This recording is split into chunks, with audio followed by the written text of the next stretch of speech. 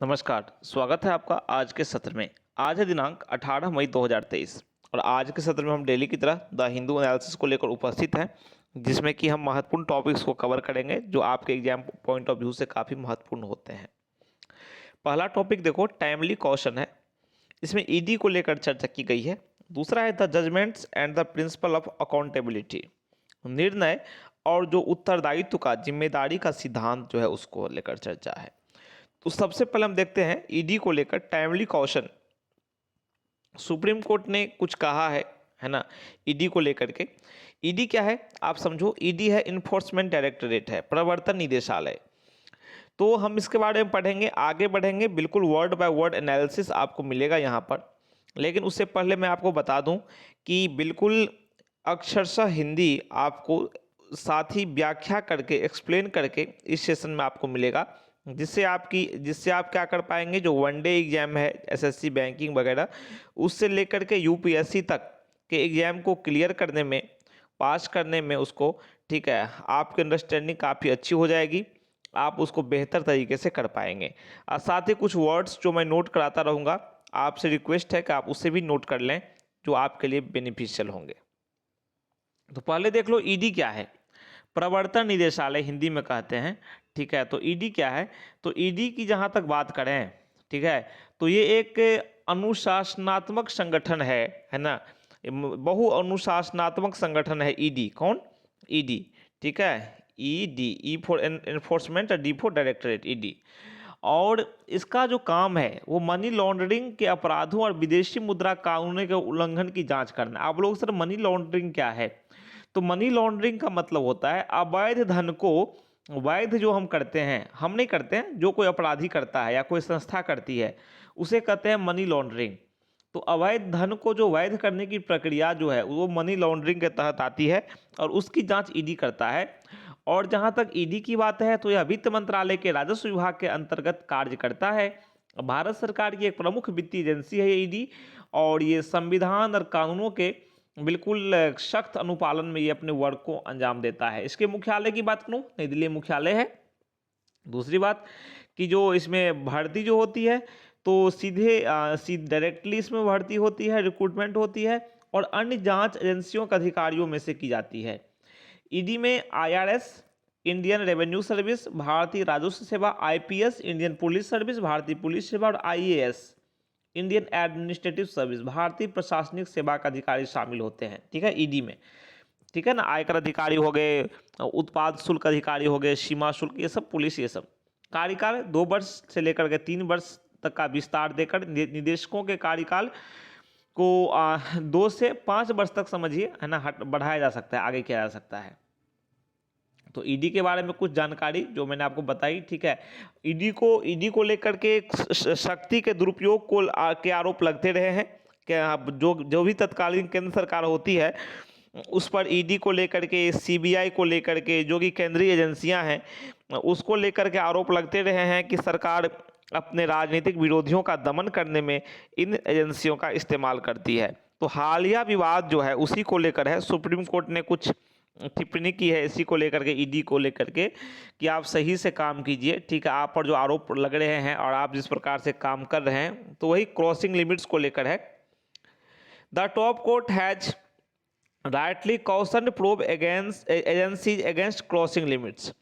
देखो, top court का मतलब क्या है, भारत का जो टॉप कोर्ट कौन है, शीर्ष न्यायालय सुप्रीम कोर्ट है, ठीक है। तो सुप्रीम कोर्ट ने सीमा पार करने को लेकर के जो चेतावनी दी है, किसको, एजेंसी को, ठीक है, एजेंसी मतलब ईडी को चेतावनी दी है, ठीक है, वो चेताया है सीमा लांघने को। क्रॉसिंग लिमिट्स क्या होता है, सीमा लांघना। तो एजेंसी ने कुछ मामले ऐसे टॉप कोर्ट से नोटिस किए हैं जिसमें एजेंसी ने सीमा लांघे हैं। The supreme courts exhortation to the enforcement directorate not to create an atmosphere of fear indicates that how much agency needs to temper its zeal in investigating allegations against political opponents of the current regime। देखो यहाँ पर कुछ आप words भी देख लो, जैसे कि supreme court का एग्जोरेशन है, मतलब सुप्रीम कोर्ट का जो सलाह है, क्या है ये, सलाह, इसे बोलते हैं सलाह। एनफोर्समेंट डायरेक्टर होता है प्रवर्तन निदेशालय, क्रिएट होता है बनाना, एटमॉस्फेयर होता है माहौल, ऑफ फियर मतलब भय का माहौल बनाना। इंडिकेट्स होता है इंगित करना, ठीक है, और होता है यहाँ पे देखो टेम्पर होता है छेड़छाड़ करना, इन्वेस्टिगेटिंग होता है जांच करना, एलिगेशंस आरोप, पॉलिटिकल राजनीतिक, ओपोनेंट्स होता है विरोधी, और करंट रिजीम मतलब वर्तमान शासन। इसमें सुप्रीम कोर्ट की का सलाह जो आया है प्रवर्तन निदेशालय को, ये आया है कि आप ना भय का माहौल मत नहीं तैयार कीजिए, not to create an atmosphere of fear. प्रवर्तन निदेशालय को सलाह दी गई है टॉप कोर्ट के द्वारा कि आप भय भय का माहौल तैयार ना करें, भय का माहौल ना बनाएं, ठीक है। इससे क्या इंडिकेट होता है, इससे पता चलता है, इंडिकेट होता है कि how much agency needs to temper its zeal, की किस प्रकार से एजेंसी को अपने उत्साह को, है ना, कम करने की आवश्यकता है। एजेंसी जो उत्साह में है, जिस प्रकार से एजेंसी जो वर्तमान शासन के राजनीतिक विरोधी हैं, ठीक है, उनके खिलाफ आरोपों के जांच को लेकर जो उत्साह में रहती है, बिल्कुल तुरंत कूद पड़ती है, तो किस प्रकार से एजेंसी को सतर्कता बरतने की आवश्यकता है उसका पता चलता है। Responding to complaints that the ED is harassing employees of the Excise Department in Chhattisgarh in the name of investigating the money laundering aspects of an alleged liquor scandal, a bench has made the pertinent point that even a bona fide cause could seem suspect if a law enforcement agency, आप देखो छत्तीसगढ़ का मामला है, ठीक है, छत्तीसगढ़ में ये agency जो है ईडी जो है एक मनी लॉन्ड्रिंग का जांच कर रही है, मनी लॉन्ड्रिंग के पहलुओं की जांच कर रही है, जो कि एक तथाकथित जो शराब घोटाला है उसको लेकर है ना, जांच कर रही है छत्तीसगढ़ में ये एजेंसी ईडी। तो ईडी पर आरोप लगा है, ठीक है, शिकायत हुई है ईडी की कि ये ना एम्प्लॉई को एक्साइज डिपार्टमेंट, छत्तीसगढ़ के एक्साइज डिपार्टमेंट के जो एम्प्लॉई हैं, कर्मचारी हैं, उसको परेशान कर रही है, उसका उत्पीड़न कर रही है।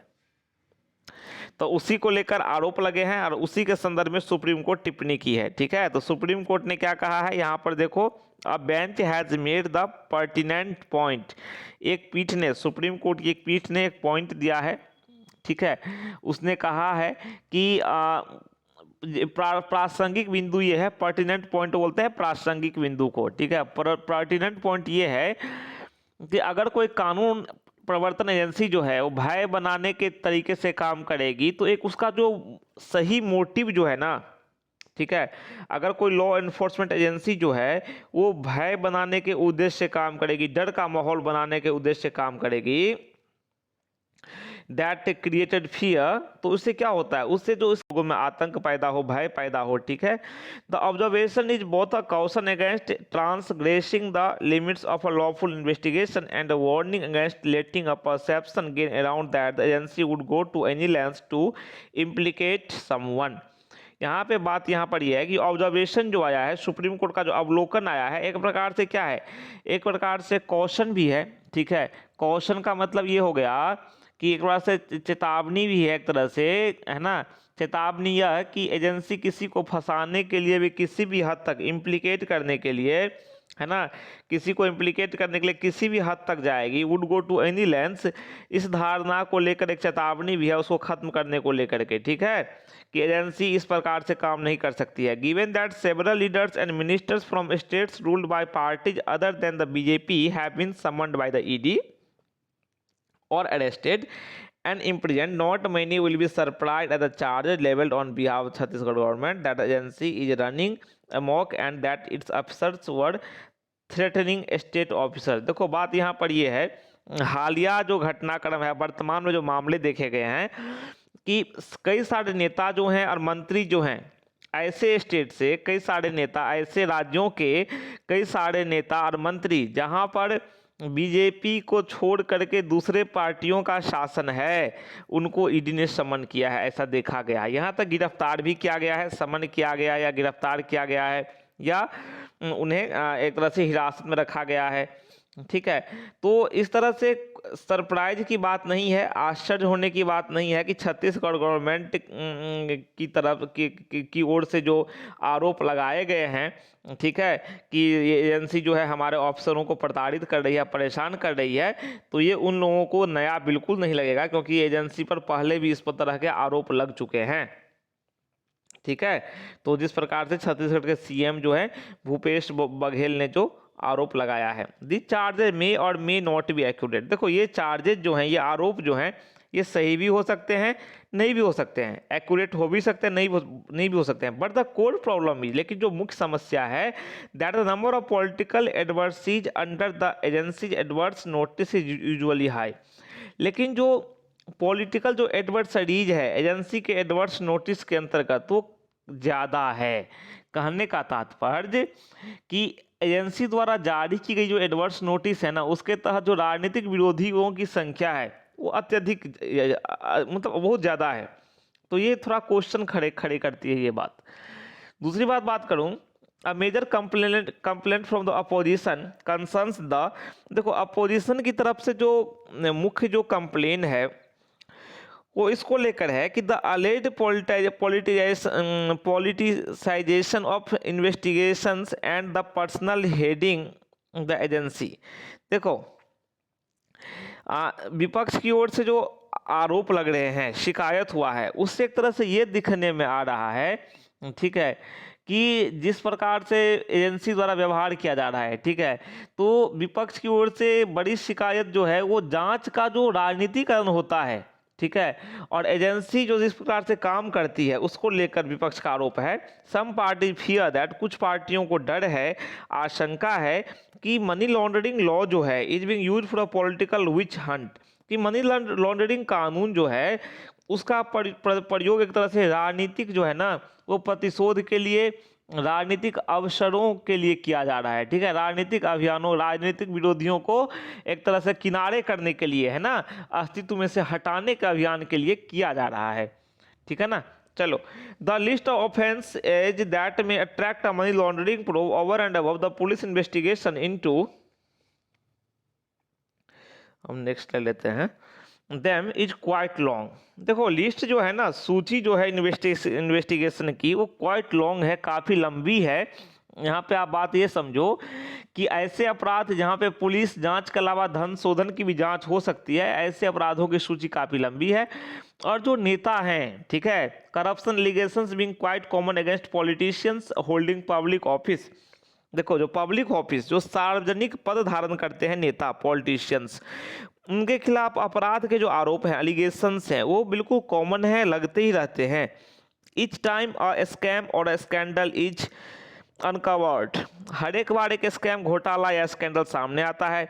ED follows closely on the heels of the agency conducting the anti corruption probe to register a separate case under the prevention of money laundering act, ठीक है।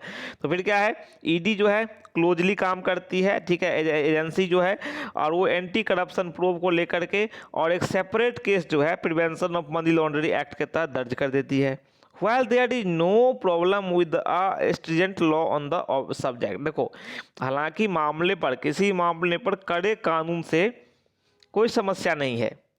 Its executors have to be cautious about excessive zeal and expensive probes without identifying specific payoffs to following a money trial, ठीक है।